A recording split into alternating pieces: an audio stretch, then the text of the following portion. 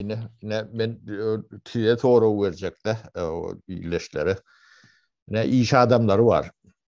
O Rom tani köpölüp ağdalıp elmide ama bir epetli öyle tutup durunda.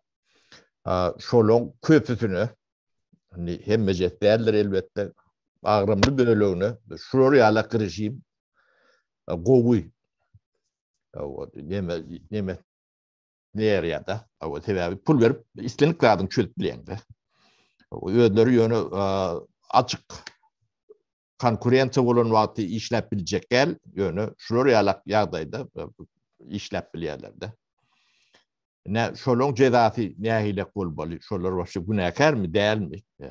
Yani iş adam stip geçivermeli mi? Ya da olurum cinayeti çekmeli mi? Bu birinci soru. Neme? İkinci neme şu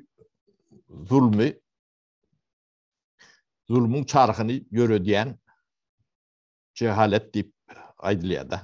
Yani büyük alimden demeden aydiyan demesi. Şu zulmün çarkını aylayan cahillik. Cahillik olmasa şu zulüm neme bolup bilen nokta şu atkı Türkmen demesi. Dörep bilen ok, yaşap bilen ok, ayakta durup bilen nokta. Ne Türkmen'i şu çarkı dönür yalak cahil ettiler. O